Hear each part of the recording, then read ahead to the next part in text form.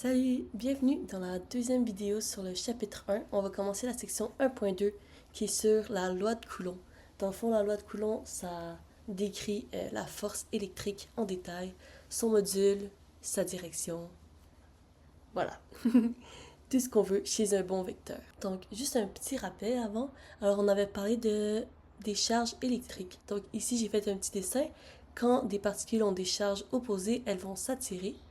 Et quand elles ont des charges de même signe, par exemple ici on a deux particules de charge négative, elles vont se repousser. Et une dernière situation que j'avais peut-être pas précisée, quand on a une particule chargée et une particule neutre, on pourrait se demander, ok, mais qu'est-ce qui se passe? Ben en fait, il ne se passe rien, il n'y a aucune force électrique. Ce type de force, il fallait que l'objet y ait une masse. Mais ici, c'est la charge qui est importante. Donc, comme la particule neutre n'a pas de charge, ben, il n'y aura aucune force électrique sur elle et elle ne peut pas en exercer non plus sur la particule négative. C'est comme si ben, elle avait zéro masse, elle a zéro charge. Donc, pour trouver la valeur de la force Fe, il faut utiliser la loi de Coulomb que j'ai dessinée à l'écran. Et on va l'analyser ensemble à travers un petit exemple. Donc ici, on a une particule A et une particule B qui sont toutes les deux chargées et on peut voir qu'elles sont sur l'axe des X et séparées par une distance de 2 mètres. C'est en mètres, j'ai oublié de préciser, mais bon, c'est pas grave. Voilà, donc nous, notre but, c'est de trouver la force AB. La force AB, ça signifie force de A sur B. L'ordre des indices est quand même important parce que ça indique qui subit la force et qui l'émet.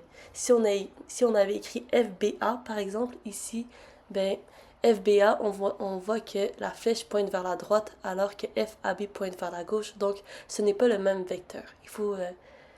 C'est une convention en fait. Le FAB, l'ordre. Si on écrit le vecteur, FAB est égal à moins FABI.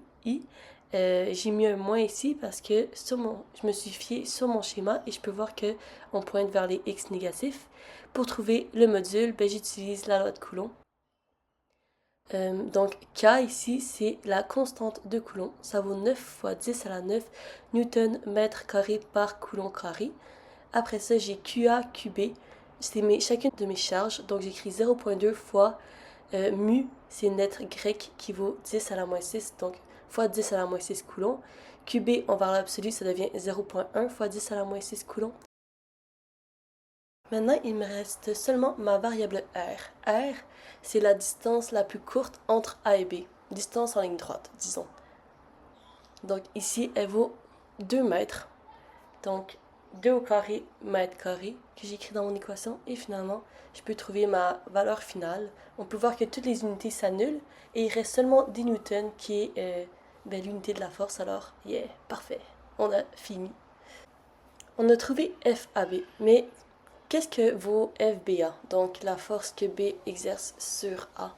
On peut juste réécrire la loi de Coulomb. Et là, ici, vous voyez, j'écris commutatif. En fait, la multiplication, c'est une opération commutative. Donc, qu'on fasse QB fois QA ou QA fois QB, on va trouver tout le temps la même valeur.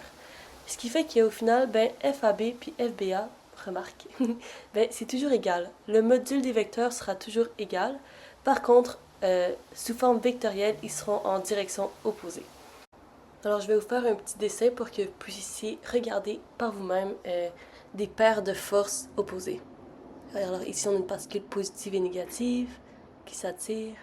Et là, des particules qui sont opposées. Et là, je trouvais que ça ressemblait à des petits yeux, donc je trouvais que ça faisait des coups de bonhomme. Alors voilà, bonus dessin de Sovani Cyr.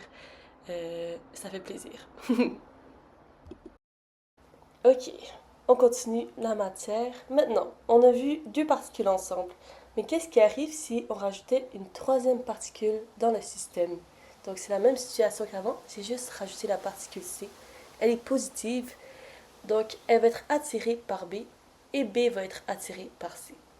Mais C va aussi être repoussé par A et A sera à son tour repoussé par C. Donc maintenant, voici à quoi ressemble le schéma de notre situation. Donc on peut voir que chaque bille a deux forces sur elle. Comme il y a trois billes, une bille personnellement va ressentir une force électrique à cause des deux autres particules, donc ça fait 2 forces. C'est comme ça que vous pouvez vérifier que vous avez écrit toutes vos forces. Vous prenez comme le nombre de particules au complet, vous faites -1 parce qu'il faut s'enlever soi-même. On n'agit pas sur nous-mêmes. Bon, je veux dire, des billes chargées n'agissent pas sur elles-mêmes. Vous, en tant qu'humain, je me suis perdue. Ok, où est-ce que j'en étais? Une chance que je peux tout couper au montage. Hein.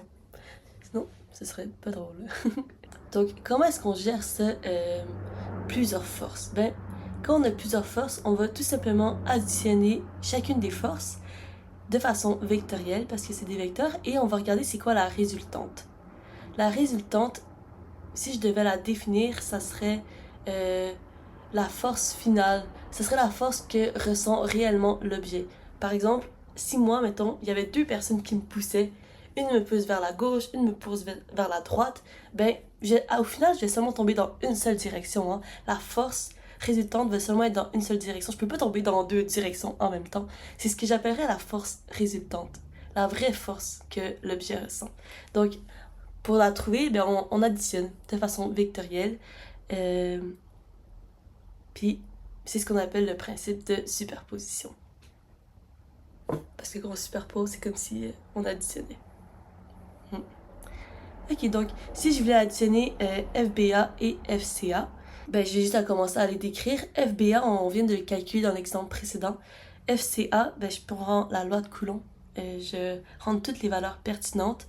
Puis, si je me fie au schéma, pour la direction, je peux voir que FCA, c'est vers la gauche. En ce moment, on s'intéresse aux forces sur A. Et finalement, je les additionne de façon vectorielle. 4,5 fois 10 à la moins 5 I, moins 3,6 fois 10 à la moins 5 newton I, ça me donne 9 fois 10 à la moins 6 I newton ou encore 9 mu newton I. Cool, on a trouvé la valeur numérique. Pour les personnes qui sont un peu plus visuelles, je peux vous montrer à quoi ça ressemble visuellement une addition de vecteurs. Alors, disons que j'avais mes 2 vecteurs. J'ai FBA vers la droite en blanc et j'ai FCA en mauve vers la gauche. Quand on les additionne, on part d'un point et on va placer la première flèche. Puis au bout de cette flèche-là, on va rajouter la deuxième flèche qu'on additionne. Et la force résultante, ça va être la flèche qui part de où est-ce qu'on a commencé et qui finit où est-ce qu'on a terminé notre addition. Comme on peut le voir sur mon dessin. Et cette flèche-là, c'est la résultante de FA. Donc, voilà, ça c'est un visuel des vecteurs. Normalement, je sais pas si vous avez déjà appris ça, faire des additions de vecteurs, mais c'est de même qu'on peut le voir visuellement. Des fois, ça peut être pratique pour vérifier si vous vous êtes trompé dans un calcul ou non. Donc voilà, fin de l'exercice sur le principe de superposition